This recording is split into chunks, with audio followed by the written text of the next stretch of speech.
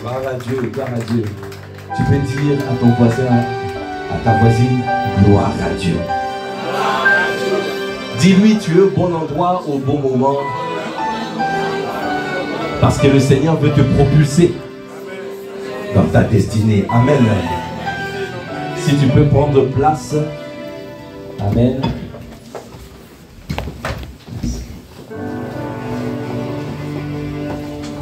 Amen, amen. Qui est dans la joie d'être là.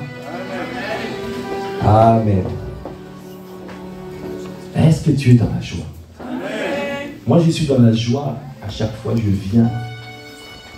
Et je revois mon frère, je revois ma soeur. Parce que venir au culte, ce n'est pas simplement on vient pour célébrer Dieu. Mais la volonté de Dieu, c'est que nous puissions communier ensemble. Tu ne viens pas, parce que sinon, on a vu, il y a des personnes qui restent sur Internet, qui restent seules dans la maison, dans la chambre, et font les cultes. Déjà, gloire à Dieu, nous bénissons le Seigneur parce qu'il se connecte. Amen. Mais la finalité, ce n'est pas de rester là. Parce que Dieu bâtit un peuple. Quand il dit notre Père, ça veut dire que tu n'es pas seul. Amen. C'est toute une armée qui veut bâtir. C'est toute une armée.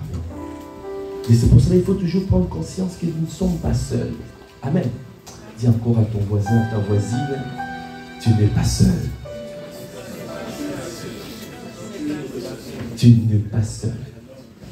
Et tu es dans une famille spirituelle. Et nous rendons grâce à Dieu pour cette merveilleuse famille. Est-ce que tu peux acclamer le Seigneur pour cette merveilleuse famille? Si nous pouvons encore acclamer le Seigneur pour le Père de la maison, apôtre Ivan. C'est comme ça que tu acclames le Seigneur pour le visionnaire des églises Impact Centre Chrétien. Quand le Père parle, il faut saisir. Amen. On avait dit il y a 2 dimanches de cela qu'il te faut un Père. Amen. Il te faut un Père. Parce que c'est les paroles de Père, c'est ça qui vont te propulser dans ta destinée. Amen. Les pères propulsent leurs enfants comme des flèches. Si tu n'as pas un Père, tu n'as personne pour te propulser. Il y a des paroles des Pères. Quand nous voyons encore ce que le Seigneur fait avec notre papa, apôtre Evan, est-ce que tu peux véritablement acclamer le Seigneur? Parce que jour après jour, dimanche après dimanche, campagne après campagne, et nous voyons des grandes choses, ce que le Seigneur fait à travers sa vie.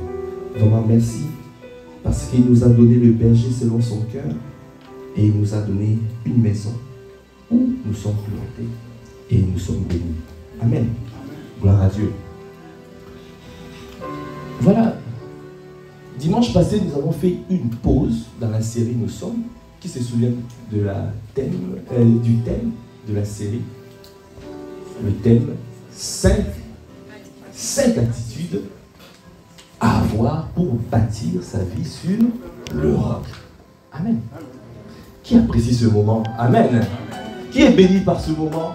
Amen. Les 5 attitudes. Amen. Quelqu'un dit, moi je veux découvrir les 5 attitudes. Amen. Parce que tu vas voir que ces 5 attitudes, tu trouveras toujours ces 5 choses, ces 5 attitudes. Quand les choses perdurent, quand tu attends des choses que tu ne vois pas, Dieu a parlé, il a prophétisé, mais tu ne vois toujours pas. Ça veut dire qu'il y a des choses que tu dois faire. Dieu attend que tu fasses quelque chose. Nous avons vu l'exemple de Moïse. Comment Moïse qui avait fui l'Égypte parce qu'il avait commis un meurtre, il est parti chez les Madians. Il est parti servir. Il est parti servir là-bas. Et le jour où il était en train de servir avec les brebis, dans la montagne des dieux, et il a vu quelque chose qui l'a attiré. Il a vu un buisson qui brûlait, mais c'est comme si ça ne se consumait pas. On a dit, quand Dieu te donne des signes, ça veut dire simplement qu'il t'attire. Qui a déjà vu des signes dans ta vie? Des signes. Et quand tu vois un signe, tu vois quelque chose que tu ne comprends pas. Ne trace pas simplement ta route, tu me dis, bon, j'ai pas compris, j'avance. Non. Parce que ce signe-là que Dieu t'a donné, c'est pour t'attirer, pour que tu viennes chercher plus, pour que tu viennes comprendre plus. Amen. Parce que Dieu veut les gens qui cherchent. Parce qu'il y a demandé, il y a cherché et il y a frappé. Il y a 3 dimensions. Quand tu as demandé, Dieu va te faire rentrer dans chercher. Quand tu as soupiré, Dieu te fera rentrer dans chercher. Amen. Et quand tu es en train de chercher, tu dis, mais Seigneur, mais quand est-ce que cette bénédiction arrivera? J'attends depuis longtemps. Pourquoi ça perdure? Pourquoi pour les autres, c'est facile d'avoir un enfant? Pour moi, j'arrive pas. Pourquoi j'arrive pas toujours à avoir l'école? Pourquoi j'arrive pas toujours? Pourquoi dans ma vie, je n'arrive pas à avoir du travail? Pourquoi cette promotion-là tarde à venir? Amen. Quand les choses perdurent, tu dois te rappeler toujours, il y a 5 choses, 5 attitudes à avoir. Et nous avons vu que les 5 attitudes étaient dans Exode 17. Amen. Et nous allons lire rapidement Exode 17 de manière à refixer rapidement le décor. Et là, c'est simplement d'abord les rappels que je suis en train de faire avant de rentrer. Exode 17. Donc nous avons vu verset 1. Toute l'assemblée des enfants d'Israël partit du désert de Sin selon les marches que l'Éternel leur avait ordonnées. Et ils campèrent à Rephidim, où le peuple ne trouva point d'eau à boire. Si tu te retrouves dans un désert, quelle est ton attitude? Quand on dit le peuple n'a pas manqué d'eau, ça veut dire que le peuple s'est retrouvé dans un désert. Tu te retrouves dans un endroit, tu dis, mais l'eau, c'est le symbole de la vie. C'est comme si tu ne vis plus. C'est comme si tu suffoques. Tu te dis, mais comment? Pourquoi? Qu'est-ce qui se passe? Alors le peuple chercha querelle à Moïse. Et on a dit, ce n'est pas l'attitude à faire. Dans ce moment-là, ne cherche pas querelle. Ne te lamente pas. Ne murmure pas. Le peuple a dit, donne-nous de l'eau à boire. Moïse leur répondit, pourquoi me cherchez-vous querelle? Pourquoi tentez-vous l'Éternel? Le peuple était là, pressé par la soif. On a parlé de la soif. La soif, on a dit, c'est un désir ardent.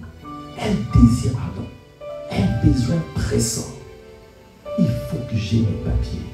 Si je n'ai pas les papiers, je ne peux pas travailler. Il y a des gens qui arrivent à avoir de rendez-vous. Moi, je n'arrive pas à avoir de rendez-vous. Qu'est-ce qui se passe? Tu as soif. Quelqu'un peut dire la soif. C'est légitime d'avoir la soif. C'est légitime. C'est légitime, les choses... Parce que Dieu a dit, il nous donne la vie en abondance. Il est venu pour donner la vie en abondance. Donc ce n'est pas normal que les choses simples, normales, que tout le monde peut avoir, et que tu ne puisses pas avoir ça. Donc quand les choses perdurent, quelle est l'attitude que tu dois avoir?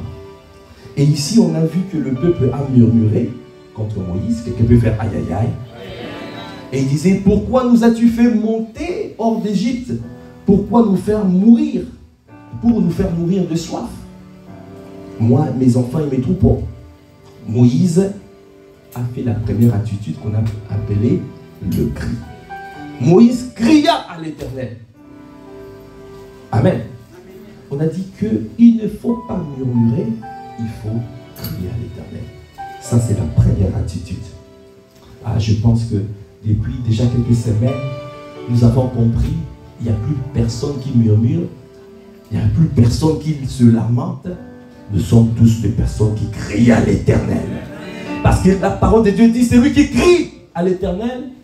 Quand le juste crie, l'Éternel entend et il le délivre de toute sa détresse. La solution, c'est de crier à lui. Ensuite, on a dit, quand tu cries, ne reste pas simplement à crier. Ne sois pas simplement en train de crier à l'Éternel. Dieu veut que tu sois en mouvement. Amen. Tu peux beau crier, mais si ta vie n'est pas conforme à sa parole, tu ne verras rien. Tu peux beau crier, je répète, mais si ta vie n'est pas conforme à ce qu'il te dit, tu ne verras rien. Parce que notre Dieu est juste. C'est pour ça qu'il a dit quand le juste crie. Il n'a pas dit quand n'importe qui prie. Il faut prendre conscience, quand on parle de juste, nous sommes tous justes ici. Amen. Est-ce qu'on peut acclamer les seigneurs? Si quelqu'un n'est pas juste, nous allons faire la prière du salut. Si tu n'as pas encore accepté Jésus, on fera la prière du salut. Ça, c'est le premier niveau de la justice. C'est d'abord Dieu nous a sauvés et il nous a donné sa justice. Amen. Est-ce qu'on peut encore acclamer les seigneurs? Parce que Dieu nous a donné sa justice. Il est devenu péché pour que nous devenions justice de Dieu. Alors, nous sommes justes. Amen. Mais maintenant, quand tu es juste, il y a ce qu'on appelle la position de justice. Cette position de justice, c'est quelqu'un qui applique les lois du Seigneur. Donc si tu marches sur ses traces, alors tu restes dans la position de justice. Dans Psaume 23, vous vous souvenez, c'est marqué, il me conduit vers les... Psaume 23.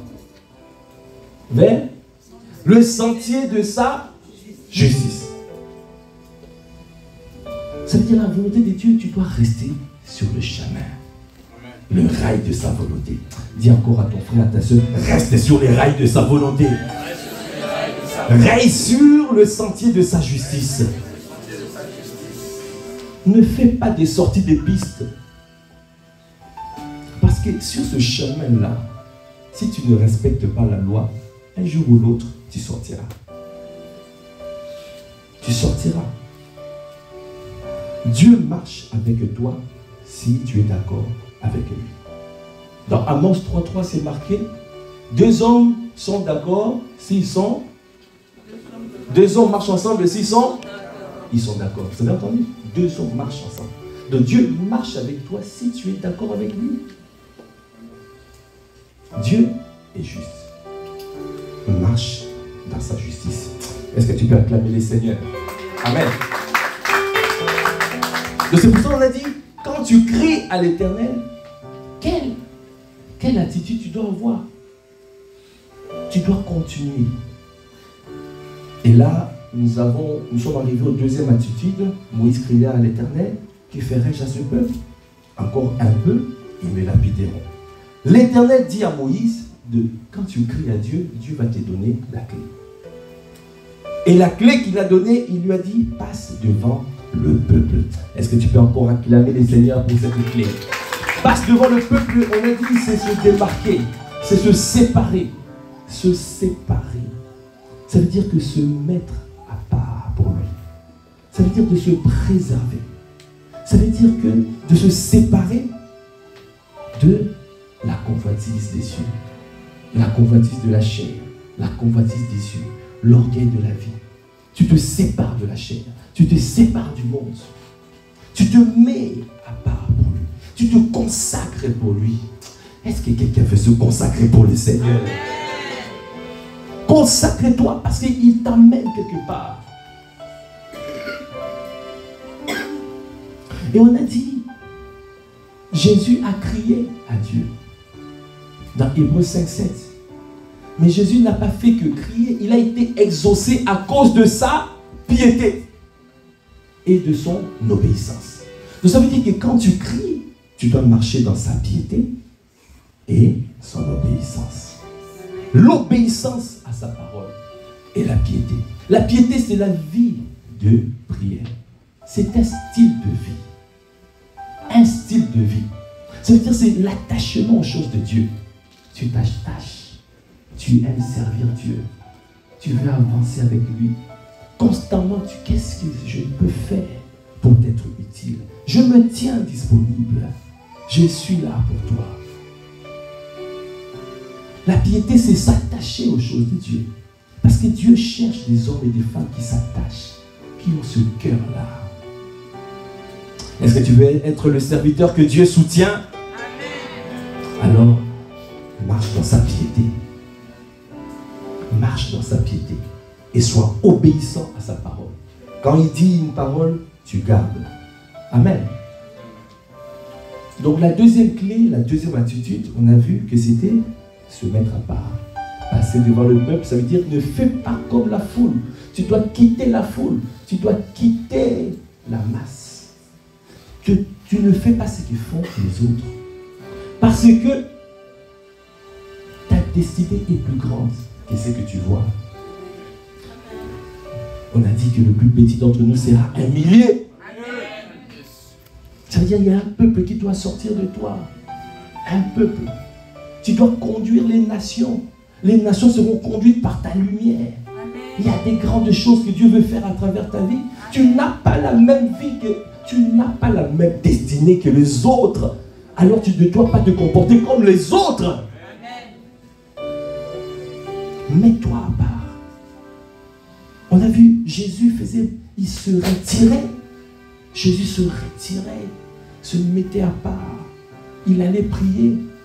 Il avait ces temps de retraite, ces temps où il était avec le Seigneur. Il interrogeait le Seigneur. Amen. Amen, amen. Cette relation-là que nous devons bâtir au quotidien, la relation avec notre Dieu. Amen. C'est d'abord ça la priorité. Est-ce qu'on peut acclamer les seigneurs? Et puis après, on est rentré à la troisième attitude. Et c'est marqué, l'Éternel dit à Moïse, passe devant le peuple. Et troisième attitude, c'était, et prends avec toi des anciens d'Israël. Amen. Ça veut dire que quand tu te retires, on a dit que se retirer, ça ne veut pas dire quitter le service. Hein? C'est ça, hein? C'est ça qu'on a dit, non? Ça ne veut pas dire je vais prendre un temps de retraite pour moi perso, pour mes défis, moi, et pour penser qu'est-ce que Dieu veut. Non, ça ne marche pas. Parce que c'est pendant le service que le Seigneur combattra pour toi. C'est dans le service. Moïse a été visité dans le service. Il servait le sacrificateur indien. Est-ce que tu sers le Seigneur? C'est pendant le service qu'il te visitera. Moïse a été attiré par le service. Pendant le service. Et quand il est arrivé là-haut, il a dit, je veux faire un détour. C'est pour ça qu'on a dit, il faut être curieux, il faut dire, mais qu'est-ce que le Seigneur veut dire? Tu vois un songe, quand tu rêves quelque chose, mais interroge le Seigneur. Seigneur, clarifie ce que j'ai vu. Ne continue pas ta route. Tu as vu quelque chose, Seigneur, clarifie. Montre-moi encore plus. Dieu recherche des hommes qui ont soif de lui. Est-ce que tu as soif de Dieu? Est-ce que quelqu'un a soif de Dieu en ces lieux? Il a dit à celui qui a soif, les fleuves d'eau vive jailliront de son sein. Il ne ment pas. Il n'est pas un homme pour mentir, ni un fils de l'homme pour se repentir. Ce qu'il dit, il l'accomplit. Amen. Donc il a dit, troisième attitude, prends avec toi les anciens d'Israël. Ça veut dire quoi? Ça veut dire que, ça c'est, on parle des associations. Ça veut dire que ne reste pas aussi seul. Amen.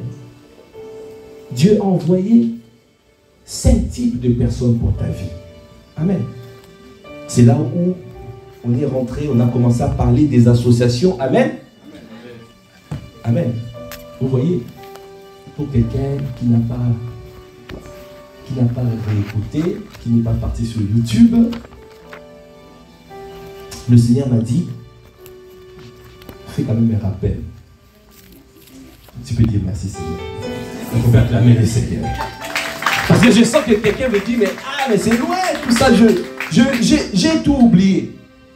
Hein? Alors le Seigneur a permis que je fasse un peu un rappel. Et on a dit que quand tu cries à Dieu, pendant que tu cries à Dieu, tu marches dans sa piété, donc ça veut dire que tu t'attaches à lui et que tu es obéissant à tout ce qu'il dit.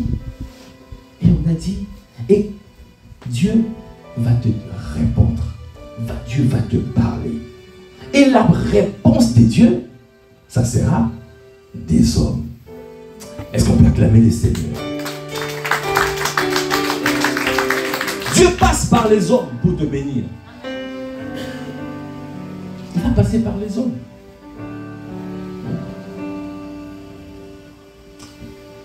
Ça peut arriver que tu es comme ça, tu vois, pouf, la manne. Oh la manne. Oh la caille. Les cailles qui tombent. Comme apôtre, comme Papa Karambiri, le témoignage qu'il a donné dans sa chambre, je pense que c'était à Toulouse. Et il avait tellement faim ce jour-là. Il avait faim. Et il n'avait pas, il rentre dans sa chambre, il n'a pas d'argent pour acheter un sandwich. Il n'y a rien. Il a prié, il dit Seigneur, comment je vais faire?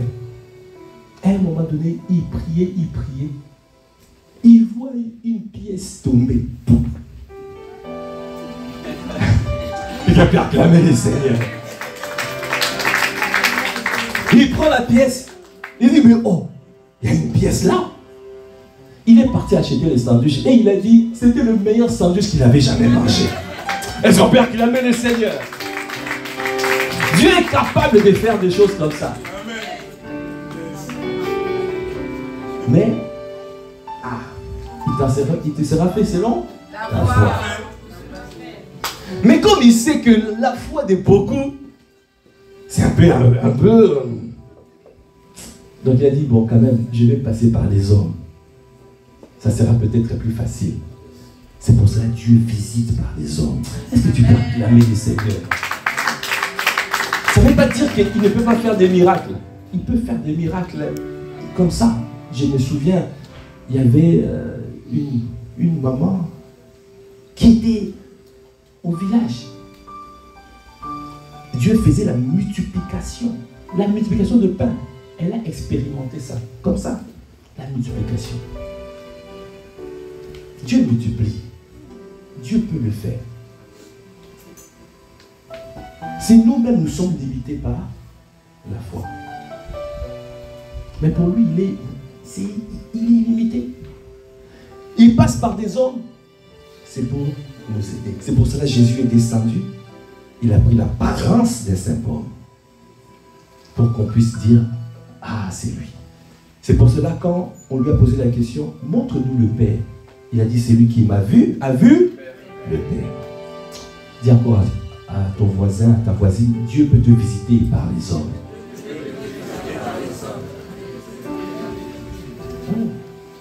Mais je ne sais pas, on dirait qu'il n'a pas envie de te parler. Je ne sais pas ce que tu lui as fait. Dieu te visitera par les hommes. Et n'oublie pas, moi je suis là devant, à côté de toi, je suis un homme. Je suis une femme. Dieu peut te visiter à partir de...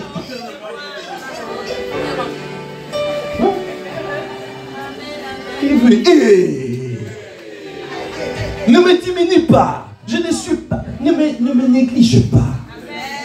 Je peux être un partenaire de ta destinée. Je peux être une connexion divine de ta vie.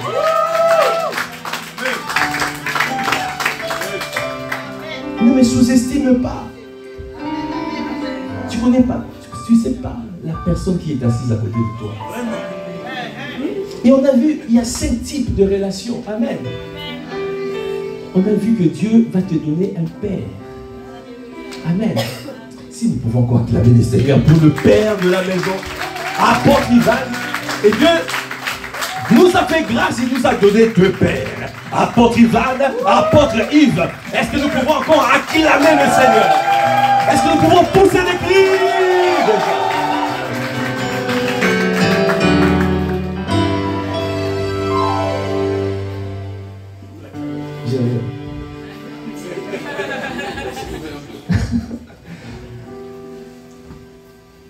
Amen.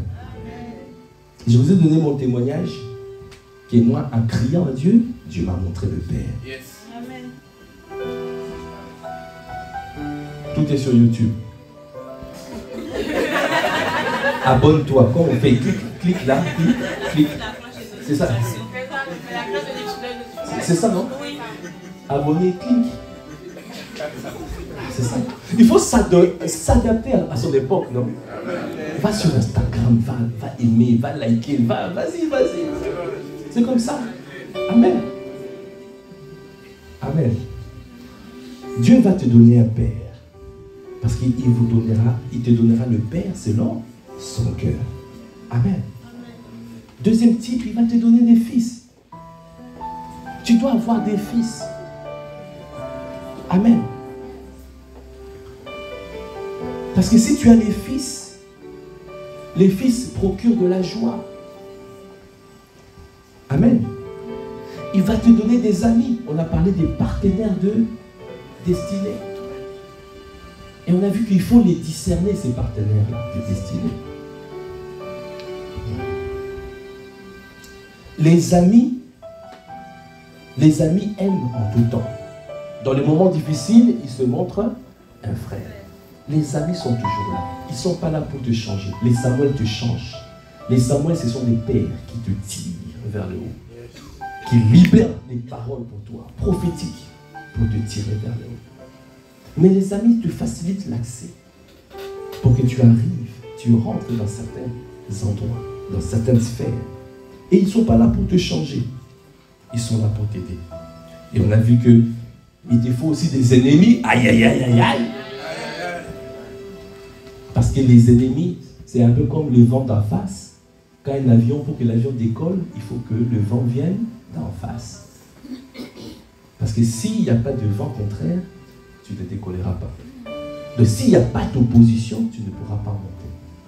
Les oppositions te poussent à travailler, à te développer encore plus. Amen. Il faut qu'il y ait, quand il y a des opposants, c'est comme ça. Hein? C'est bien qu'il y ait des oppositions. C'est pour cela, Joseph a dit, dans Genèse 45:4, il a dit, approchez-vous de moi. Et ils s'approchèrent et il dit, je suis Joseph, votre frère, celui que vous avez vendu à destination de l'Égypte.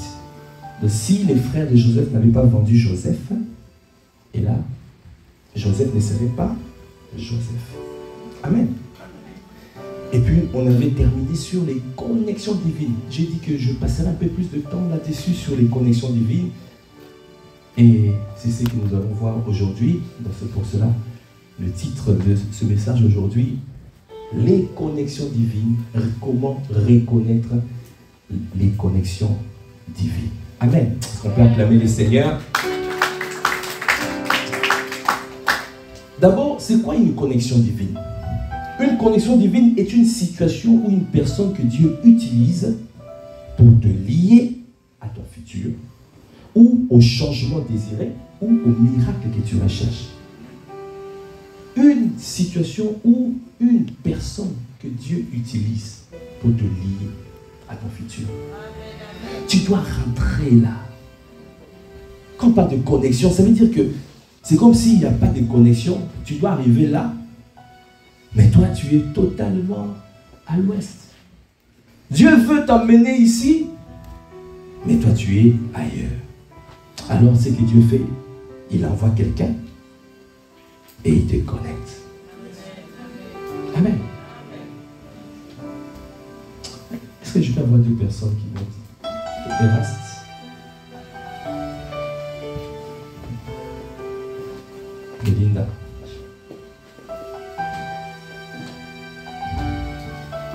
Belinda est ici. Et Rast est là. Belinda est en train de crier à Dieu. Tu peux faire. Tu peux pencher.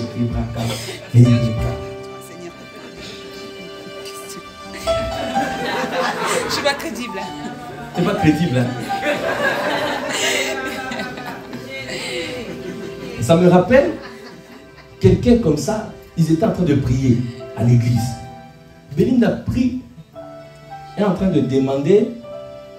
Demande 10 000 euros. C'est ça? Vas-y. Je demande 100 000 euros. 100 000. Ah, elle a dit 100 000. Est-ce qu'on peut qu'il amène le Seigneur? On a dit il faut voir les choses en grand. 100 000. Saisis. Tu saisis les 100 000. Et la personne en priant comme ça, mais à côté, il y avait Eraste qui était à côté, qui priait, qui voulait le calme pour rentrer dans la présence de Dieu. Il avait du mal à se connecter. Belinda est en train de crier avec bon, donne-moi Seigneur, 100 000 euros, 100 000, 100 000. Et il reste et dit, mais franchement, il me dérange trop. L'échiquier. Et Eraste, elle dit, mais tellement il me dérange. Elle a sorti ça pour le chéquier. Elle a écrit 100 000 euros. Elle dit, tiens, est-ce qu'on peut acclamer le Seigneur? Dieu a fait la connexion. Est-ce que vous avez compris la connexion divine? C'est comme ça que Dieu connecte les gens. Est-ce qu'on peut acclamer le Seigneur?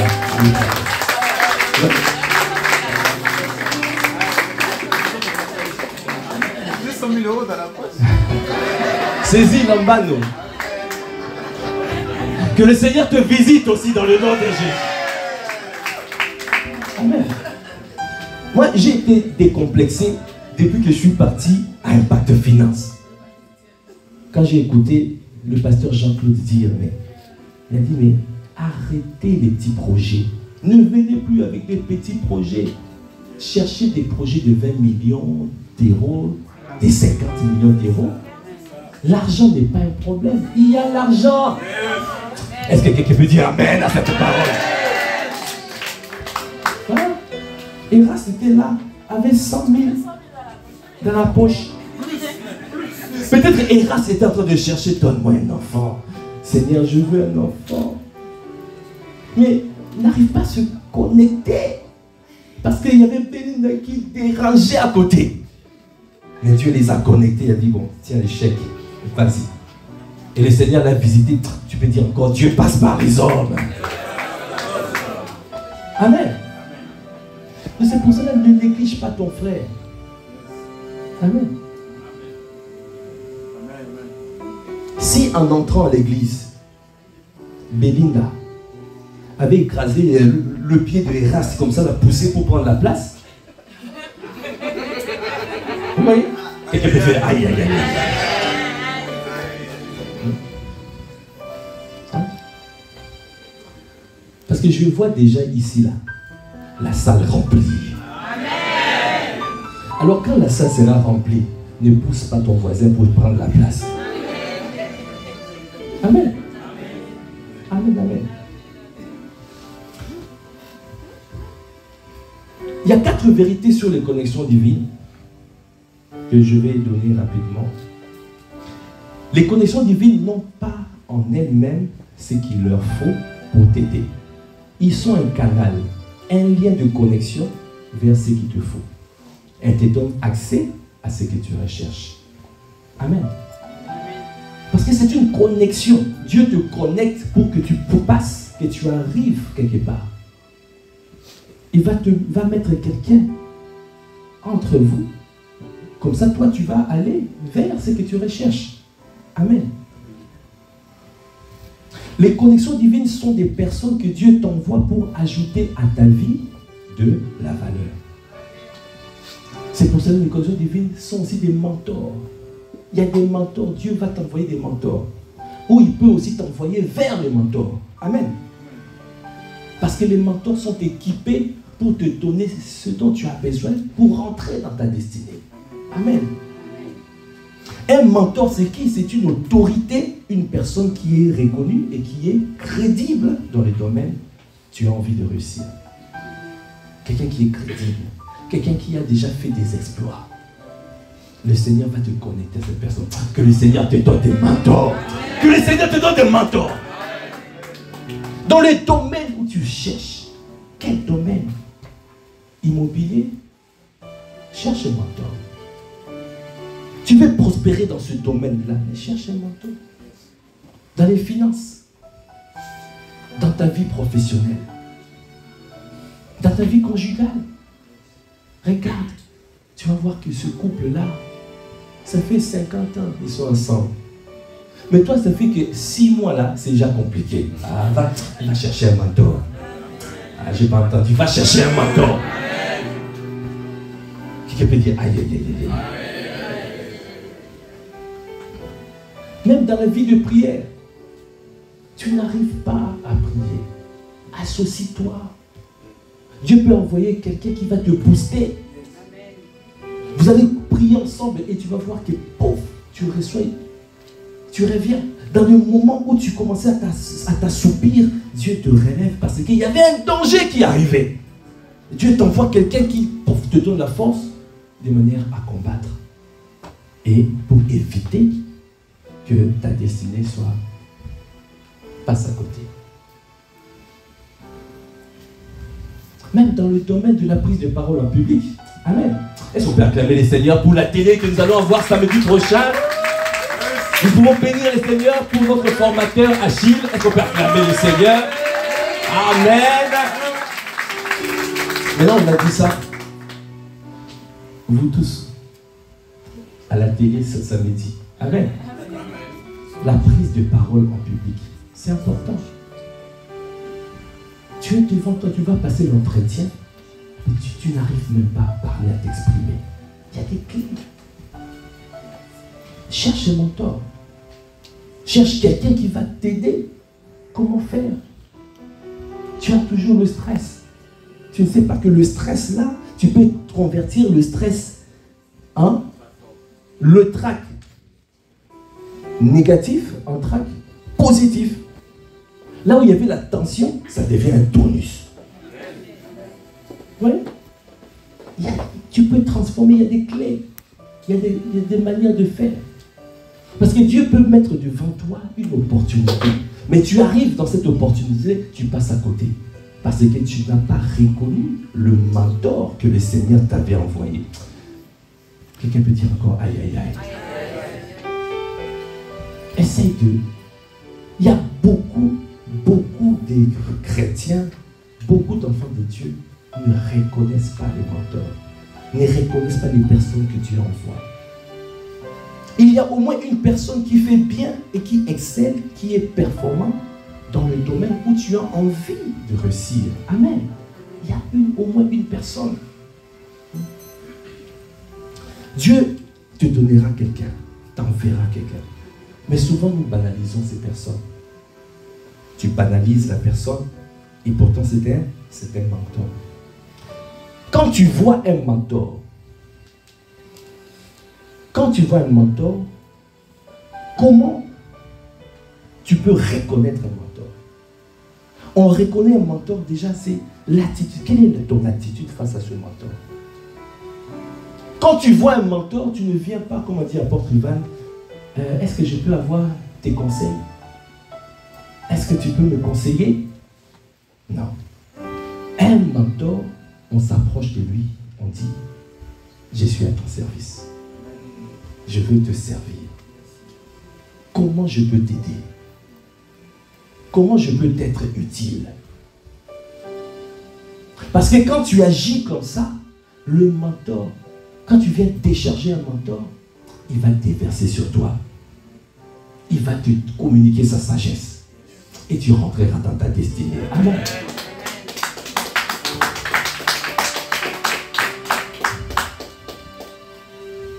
Donc ça veut dire que tu dois chercher à solutionner les défis du mentor. David a solutionné les défis de Saül. Saül était en difficulté. Saül avait un problème. Pendant 40 jours, les enfants d'Israël étaient insultés par Goliath. Alors David est venu, il a dit, moi, je peux le battre. David, Dieu l'avait préparé. Dieu t'a aussi enfoui des dons, des talents, pour que tu solutionnes les problèmes d'un mentor. Si toi tu es en train de te dire, moi je vais me faire tout seul, tu vas attendre longtemps. Quelqu'un me dit, tu attendras longtemps. Parce que ça ne se fait pas comme ça. Les principes spirituels sont immuables, ne changent pas. Tu dois solutionner le problème, les défis des mentors. Et en solutionnant les défis des mentors, et là tu vas, dans le temps que vous allez avoir, ce mentor va se déverser sur toi et va te communiquer sa sagesse. Amen. Alors les mentors permettent de gagner du temps. Tu vas gagner beaucoup de temps. Si nous lisons dans Actes 18, 24 à 26, nous allons voir que Apollos avait un mentor.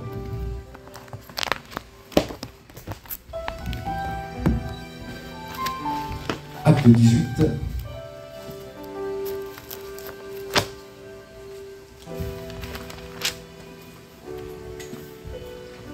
verset 24.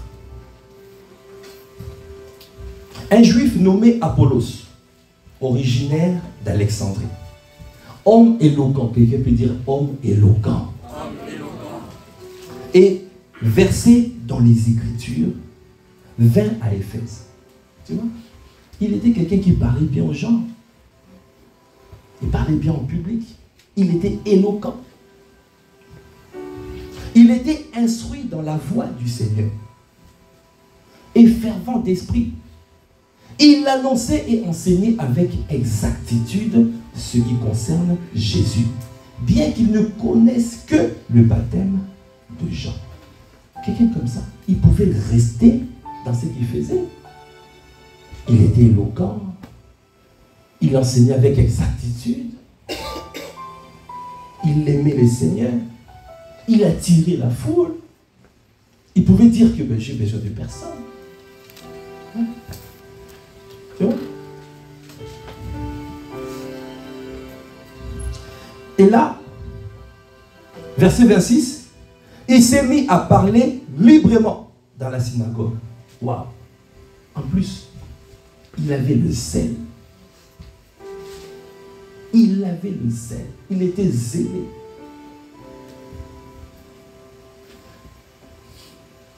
Aquilas et Priscille, l'ayant entendu, le prirent avec eux et lui exposèrent plus exactement la voie des dieux. Il enseignait avec exactitude.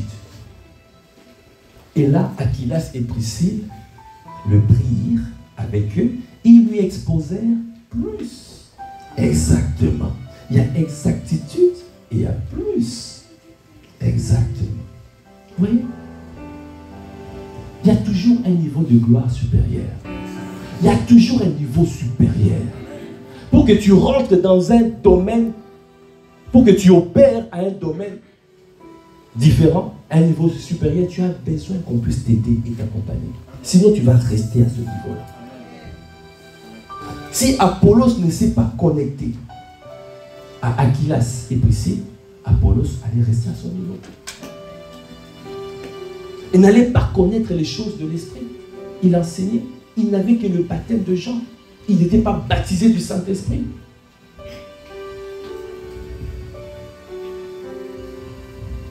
Oui. Quelqu'un peut dire Amen? Si nous pouvons voir encore d'autres exemples, apôtre Paul et Barnabas. Amen. Apôtre Paul et Barnabas, dans Acte 9.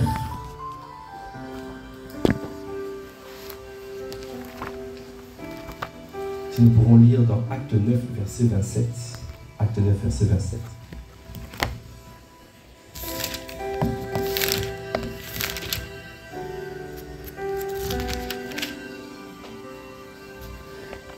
Acte 9, verset 27. Alors, Barnabas, l'ayant pris avec lui, et le conduisit vers les apôtres, et il leur raconta comment sur le chemin, Saul avait vu le Seigneur qui lui avait parlé, et comment à Damas il avait prêché franchement au nom de Jésus. Ici, qu'est-ce que je veux dire ici? Apôtre Paul a rencontré le Seigneur. Il pouvait dire, moi j'ai vu Dieu. Amen. Comme aujourd'hui là, il y a quelqu'un qui va dire, moi j'ai vu Dieu, j'ai rencontré Dieu. J'ai besoin de personne. Parce que moi j'entends Dieu. Moi je vois Dieu. Moi je m'assois avec Dieu. Quelqu'un me dit, aïe aïe aïe. Apôtre Paul pouvait le dire parce qu'il a vu Jésus. Il a vu Jésus. À un moment même donné, il a dit, je n'ai pas connu la chair ni le sang. Il est parti comment? Il a commencé.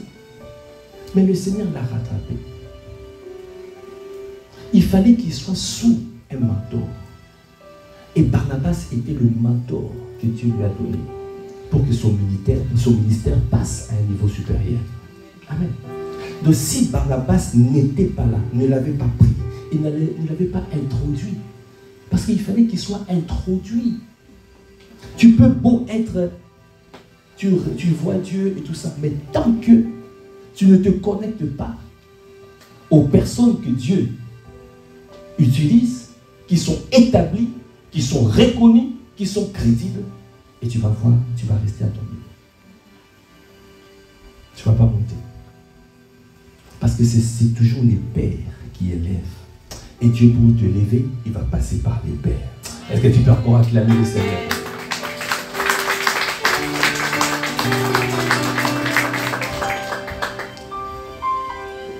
Saul de Tarse, il était celui qui avait persécuté les enfants d'Israël. Il les avait persécutés. Mais il fallait qu'il soit introduit pour qu'il soit accepté par les disciples. Et c'est Barnabas qui a fait ce rôle. C'est pour cela dans la Bible, vous allez le voir, c'est toujours marqué Barnabas et Paul. Barnabas et Paul, à un moment donné, Paul et Barnabas. Ça veut dire que la connexion divine a fini son travail. Amen.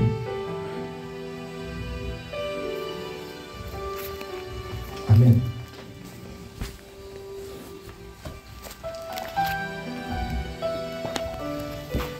Je vais vous donner un autre exemple pour terminer.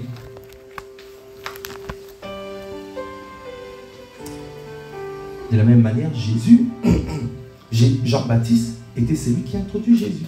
Même Jésus a eu besoin de quelqu'un qui l'introduit. Voici l'agneau qui ôte le péché du monde. On ne connaissait pas Jésus. C'est Jean-Baptiste qui l'introduit. Si tu ne reconnais pas ton Jean-Baptiste, quand Dieu vient te visiter, que tu reconnaisses ou pas, la suite logique, c'est le désert. Mais comment tu rentres dans le désert? Tu vas rentrer rempli ou tu vas rentrer vide dans le désert? Si Jésus n'avait pas reconnu son Jean-Baptiste, il allait rentrer vide dans le désert. Mais si tu reconnais la visitation divine, la connexion divine que Dieu t'a donnée, tu vas passer dans le désert et tu ne tourneras pas en rond dans le désert. Que le Seigneur t'ouvre les yeux afin de reconnaître les connexions divines. Les connexions divines sont des catalyseurs de destinée. Elles entrent dans ta vie, elles jouent un rôle spécifique et puis elles ressortent. Comme Barnabas a fini et puis Barnabas a disparu. Et il y avait que Paul qui est resté. Et il y a un point important pour clôturer. les connexions divines ne viennent jamais à toi dans leur forme initiale. Elles viennent souvent à toi sous forme de camouflage. Sous forme de camouflage. C'est pour cela que je t'ai dit, dis encore à ton frère et à ta soeur, peut-être que tu ne me reconnais pas, mais je suis le bon ou la bonne connexion.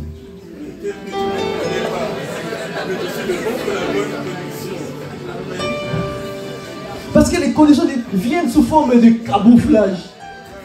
Hein? Peut-être que c'est toi. Hein?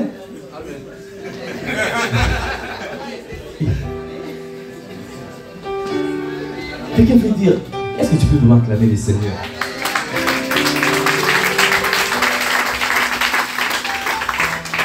C'est pour cela que tu dois toujours garder ces trois choses.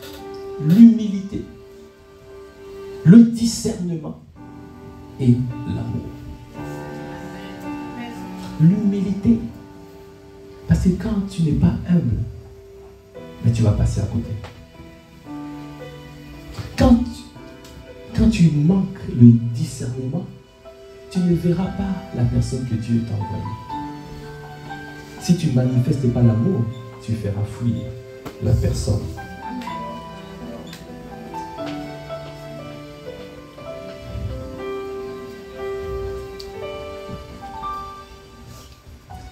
Dans Esther 2.10, on voit comment Mardoché était la connexion divine d'Esther.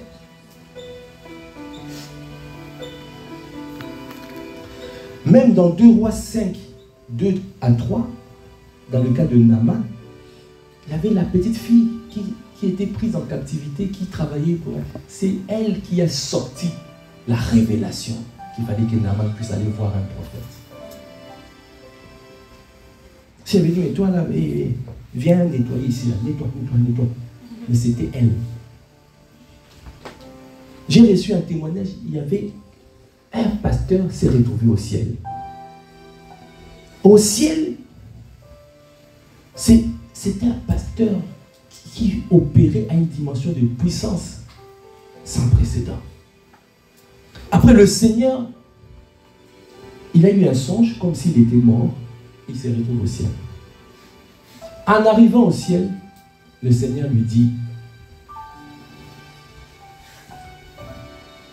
tu dois savoir que tout ce que tu as là, ce n'est pas par tes forces. C'est parce que j'ai envoyé ma servante que tu négliges. Le pasteur a dit, mais quelle servante? Moi je connais tous mes serviteurs. Je connais Germaine, je connais Ras, je connais Arnaud, Maurice. Mais de qui tu parles? Il a dit, c'est la personne. Moi je néglige personne. Il dit, tu négliges ma grande servante qui intercède pour toi. Après, il a dit, c'est l'handicapé là qui est devant la porte de ton église tous les jours. C'est elle qui intercède pour toi. C'est elle, ma servante, que j'entends. C'est pour cela, grâce à elle, tu as ce niveau de puissance comme jamais. Et puis, pouf, il s'est réveillé. Est-ce que tu peux acclamer les Seigneurs?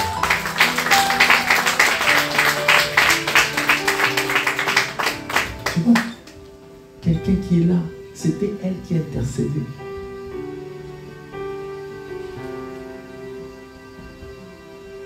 Il y a des serviteurs que Dieu soutient. Il y a servir et servir.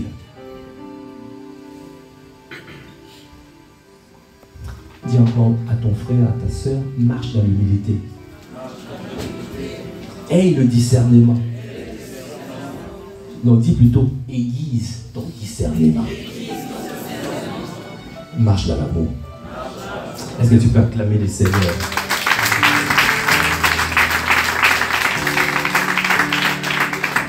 Il y a beaucoup d'exemples. Marie, quand l'ange Gabriel l'a visité,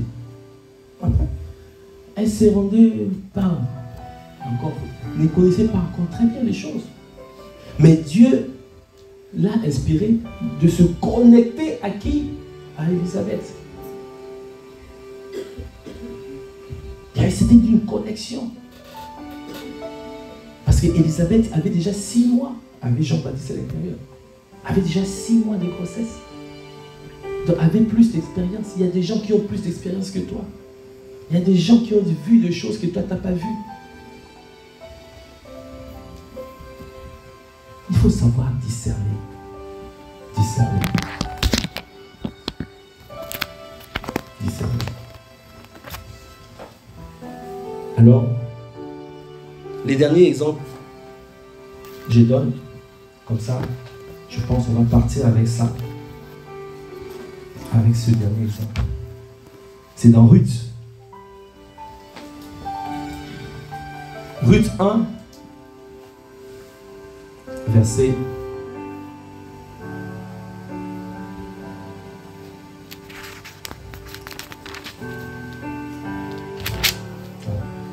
8. Naomi dit alors à ses 2 belles filles, allez que chacune retourne à la maison de sa mère. Que l'Éternel use de bonté envers vous, comme vous l'avez fait envers ceux qui sont morts, et envers moi. Que l'Éternel vous fasse trouver à chacune du repos dans la maison d'un mari. Et elle les baisa, Elles élevèrent la voix et pleurèrent. Elles lui dirent, non, nous irons avec toi vers ton peuple. Ici, Naomi se trouve dans une situation difficile. Ses fils sont morts. Elle était avec ses belles-filles. La pauvreté est rentrée. Elle a dit, bon, vous pouvez répartir, parce que je n'ai plus rien à vous donner. Vous pouvez répartir.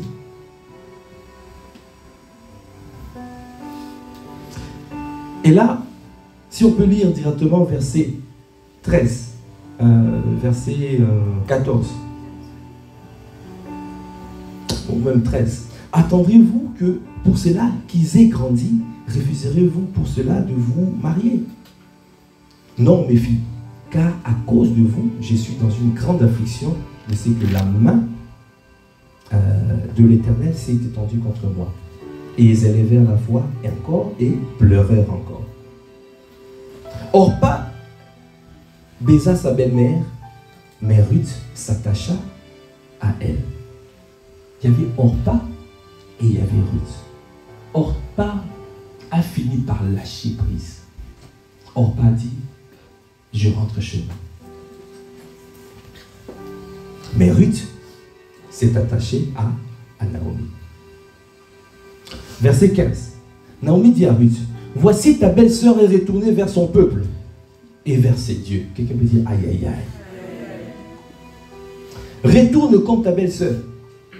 Tu vois, il y aura des situations qui vont te pousser à lâcher, à capituler. Il y aura des situations.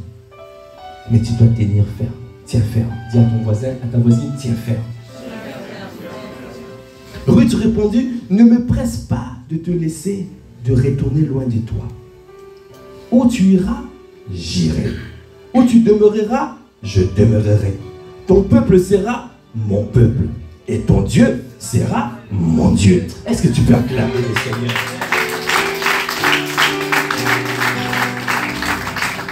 Après il a dit, où tu mourras, je mourrai. Et j'y serai enterré. Est-ce que quelqu'un peut vraiment acclamer cette détermination de Ruth?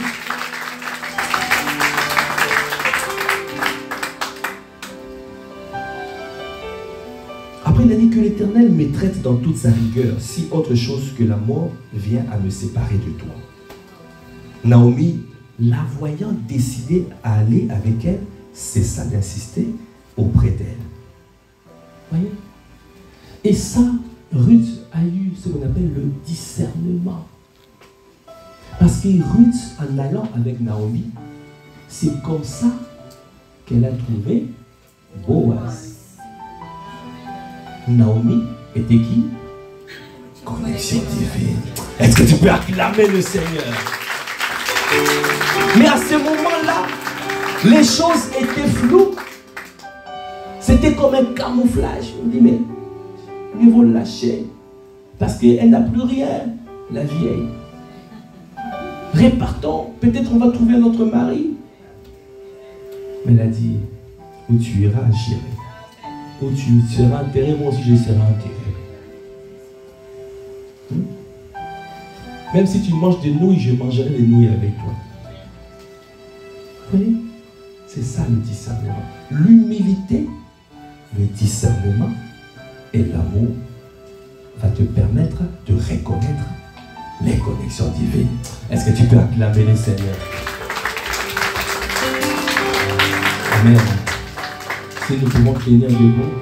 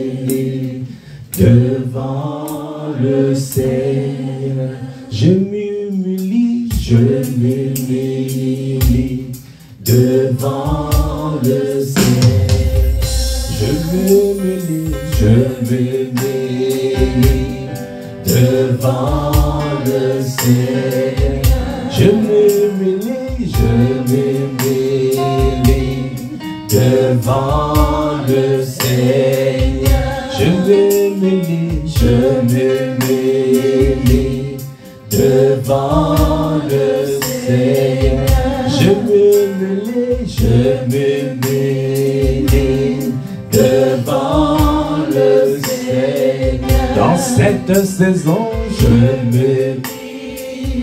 Est-ce que quelqu'un veut s'humilier? Si tu t'humilies devant le Seigneur, je m'humilie. C'est un temps convenable.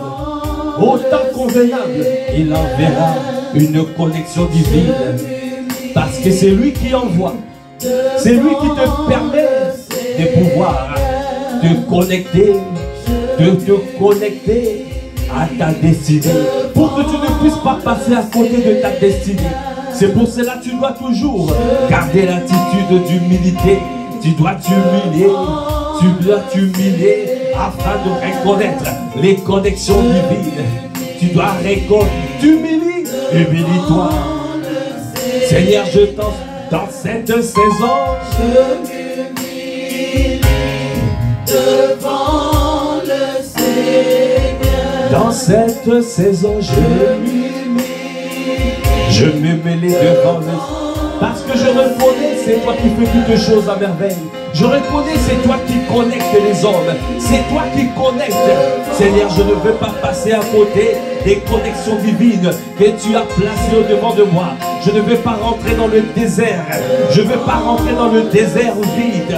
Je veux que tu m'emmènes dans le désert, mais rempli comme Jésus.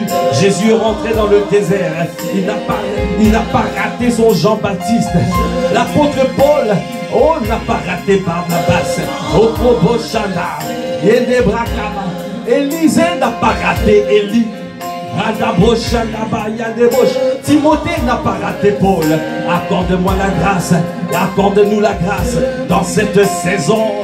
Dans cette saison, il est mis les yeux de nos cœurs afin de reconnaître les personnes que tu envoies, les personnes que tu envoies, même si ces personnes arrivent sous forme de camouflage.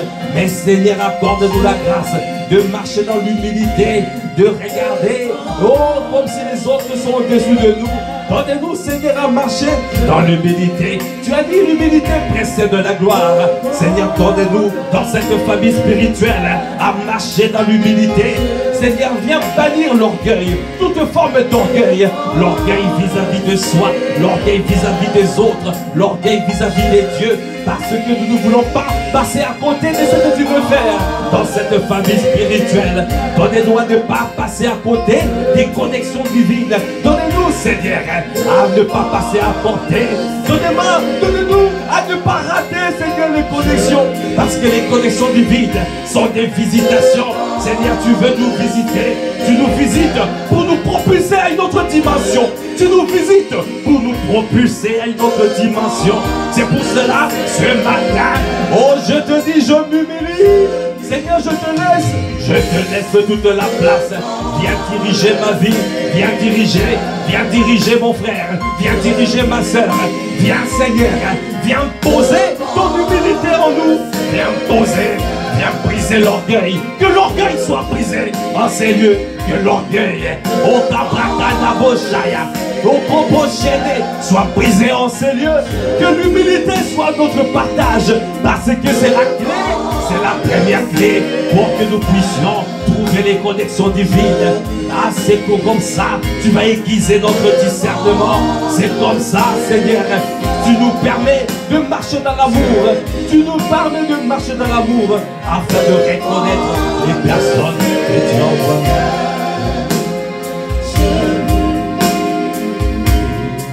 Merci, Seigneur. Élève la voix, dis-lui. Dis-lui. Je suis à toi, Père. À partir d'aujourd'hui, je décide de marcher dans l'humilité. Je décide, je te laisse toute la place. Aiguise mon discernement, Seigneur. Accorde-moi la grâce de marcher dans l'amour. Accorde-moi la grâce de négliger personne. Accorde-moi la grâce de manifester l'amour large. Accorde-moi la grâce parce que tu es en train de me conduire dans ma destinée. Tu es en train de m'emmener, de me propulser. Donne-moi, Seigneur, je t'en supplie, à marcher dans l'humilité, douceur, à être patient, à marcher dans l'amour et à rechercher la paix. Merci, Seigneur. Merci pour ce temps. Merci pour ce culte que tu as conduit. Merci pour les paroles que tu as libérées. Merci pour les grâces excellentes que tu as déversées. Seigneur, que les paroles, Seigneur, que nous avons reçues tombent sur une terre fertile de nos cœurs et produisent un fruit digne de repentance et digne de gloire, à l'honneur et à la louange de ton Saint-Nom. Donne-nous dans cette famille spirituelle à marcher dans l'humilité toujours, à garder nos cœurs, que l'orgueil soit banni de nos vies, que nous ne marchons pas selon la chair. C'est-à-dire que la convoitise de la chair, la convoitise des yeux soit éloignée de nous, l'orgueil de la vie soit éloigné de nous, parce que nous voulons voir clair, nous voulons voir les personnes que tu nous envoies, parce que, Seigneur, la troisième attitude, les associations, nous ne voulons pas passer à côté de ces associations. Nous ne voulons pas passer à côté des pères, des fils, des partenaires, des destinés. Nous ne voulons pas passer à côté des connexions divines que tu nous envoies. C'est pour cela que nous venons à toi. Nous nous humilions pour te laisser prendre toute la place. À toi qui fais toutes choses à merveille. À toi l'honneur, à toi la puissance, à toi la gloire. Dans le nom de notre Seigneur Jésus le Christ, nous avons ainsi prié avec action de grâce et révérence. Amen. Amen, amen, amen. Est-ce que tu peux encore acclamer le Seigneur? Gloire à Dieu. Amen.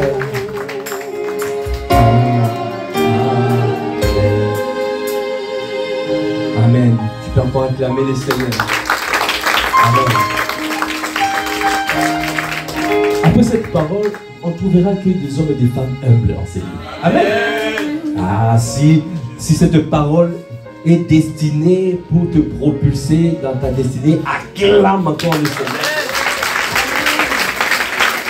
Alors décide de marcher dans l'humilité et demande à Dieu d'aiguiser ton discernement et marche dans l'amour. Amen. Gloire à Dieu.